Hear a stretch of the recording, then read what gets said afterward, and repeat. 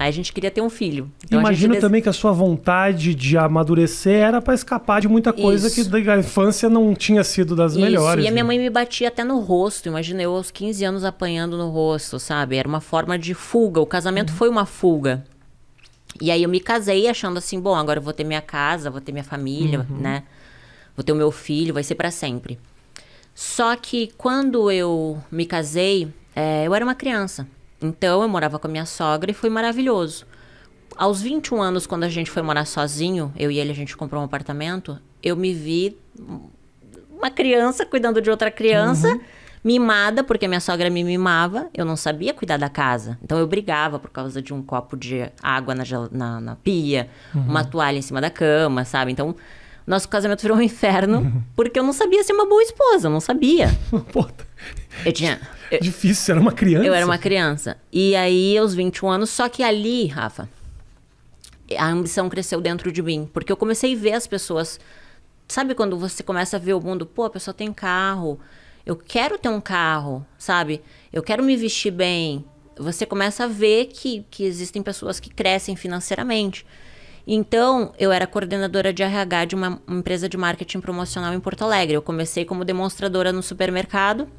E como eu sempre fui muito comunicativa e feliz, assim, sabe? A empresa que eu trabalhava me contratou como recepcionista, depois auxiliar do RH e depois coordenação do RH, mesmo sem faculdade. E aí eu dava o meu melhor, sabe? A primeira a entrar, a última a sair, sempre fiz direitinho o meu trabalho e sempre cresci assim. Aí com 21 anos, meu casamento acabou e aí eu me vi cheia de conta para pagar. Na época, eu contratava meninas para fazer evento. Nas feiras. Perfeito. E aí, quando eu falei com uma amiga minha, que eu tava com uma crise financeira, ela disse, olha, eu tenho uma amiga que fechou numa casa noturna e ganhou R$500. Eu disse, pá, R$500? O que ela fez? Ela tirou roupa? Então eu vou tirar roupa. Claro. Só que não foi bem o que aconteceu, né? Eu entrei... Eu não queria te interromper, essa história, ela tá muito bem contada, essa história, mas eu tenho um momento que a gente estava conversando, antes da gente trabalho na noite, que foi esse momento, teve um momento aqui que a gente estava conversando que você se emocionou, que foi quando você falou do começo dessa relação lá atrás. Por que especificamente esse ponto é um ponto muito sensível para você? Porque, desculpa te interromper. Na verdade, assim, quando mexe muito na infância, é muito difícil, né, Rafa? Porque... eu acho que tantos problemas no nosso futuro são evitados quando você tem uma base, entende? Só que não adianta ficar buscando culpados, porque a gente... Eu digo assim, ó, ninguém nasce mal, as pessoas se tornam más, né? Um bebezinho não nasce um bandido, ele se torna um. Pelo meio que ele vive, pelas escolhas, né, que ele faz. Com 21 anos, eu escolhi me prostituir. Aos 15, não eram as minhas escolhas, entende? Eu vivi o que o meio tinha para me oferecer. Então, falar disso não é escolher, porque eu escolho as coisas ruins, eu vou colher as coisas ruins. Mas você já nascer no meio de coisas ruins é muito difícil. Claro. Então, falar disso é bem difícil, sabe? Quando eu fui fazer o livro Morri para Viver, foi muito difícil. Porque foi mexer em coisas que é difícil de falar. Pô, imagina você vai falar... que tua primeira relação sexual foi com o teu meu irmão. Eu já declarei que o primeiro orgasmo que eu tive foi com o cachorro da vizinha aos 11 anos, porque a vizinha trouxe o cachorrinho pra fazer sexo oral em mim. E são coisas que eu falo... 11 anos. São coisas que eu falo, Rafa, por quê? Porque me trouxe culpa há muito tempo. Durante muito tempo, a culpa, ela tava me matando. Falar sobre isso e ajudar as pessoas que ainda vivem esses traumas. Com certeza, entende? Claro. Porque... a sociedade, ela é uma sociedade que ela te cobra ser o melhor, ter o melhor, ser o mais inteligente, ter a melhor faculdade, né? Como se você fosse só valer algo se você tem aquilo que o mundo fala que você tem que ter. E, na verdade, eu sou uma pessoa que não sou nada no mundo, entende?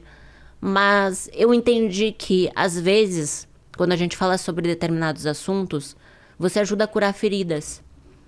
Quando você fala o que você sofreu, você tira um peso de dentro de você, você tira uma pedra que muitas vezes te leva à depressão. E você escondeu essas histórias durante muito tempo? Esconder durante muito tempo. Então, hoje eu entendo eu fazendo, escrevendo livro, fazendo acompanhamento com psicólogo, com psiquiatra, eu consegui entender que, na verdade, muitas das minhas emoções estão relacionadas à minha infância, né? Estão relacionadas aos meus traumas, à rejeição. Eu sempre tive muito medo da rejeição. Então, eu já rejeitava com medo de ser rejeitada. Eu não conseguia ter relacionamentos duradouros com homens, porque eu fui abusada sexualmente. Então, eu não conseguia confiar em homem. Então, eu vi que muitas coisas que aconteciam na minha vida era uma bagagem que eu levava, uma mochila nas minhas costas. Então, quando eu fiz o livro Morrer para Viver, foi justamente botar esse lixo para fora, sabe? Foi entender que, assim, eu não posso mudar o passado. Claro. Ele existe. Só que eu posso fazer novas escolhas, entende? Eu não sou aquilo. Eu vivi aquilo, sim. Por algum momento eu vivi e fui isso, mas hoje eu decido não ser mais. E acho que é importante que você também entenda que foi um passado duro, que não dá para simplesmente desconsiderar de que você realmente sofreu, porque não basta só você falar, é você também entender o significado. Me parece que o fato de você entender que o seu passado foi duro faz com que você consiga olhar para frente melhor, porque também só contar essa história de uma maneira quase que não tivesse acontecido com você, também não sei se daria o mesmo resultado. Eu acho, Rafa, que todos nós, a gente tem um propósito, sabe? No mundo, sabe? Eu acho que Deus é vivo, que Deus existe. E Ele dá essa oportunidade pra gente, assim, de aprender. Eu acho que tudo que a gente sofre, a gente aprende. E hoje, olhando tudo que eu passei, eu vejo que mesmo a dor ensinou. Talvez se eu não tivesse passado por tudo que eu passei, eu não seria a pessoa que eu sou hoje, entende? Eu não teria os valores que eu tenho hoje. Eu precisei sofrer, eu precisei passar por tudo isso. Quando hoje eu converso com uma mulher que já passou abuso e ela ainda não conseguiu perdoar, eu consigo saber o que ela sentiu, entende? Não é fácil perdoar, é muito difícil. Você tem a sede de vingança, eu costumo falar que quando a gente tá com mágoa, a gente tá tomando veneno esperando que a pessoa morra. Então você tá criando vários tipos de doenças, tanto psicológicas quanto físicas, por alimentar esse sentimento ruim. Todo pensamento negativo torna com que o teu corpo crie uma reação e aquilo vai fazer mal pro teu corpo, pra tua mente, pra tua vida trava. E você só você pode fazer as escolhas, entende, Rafa?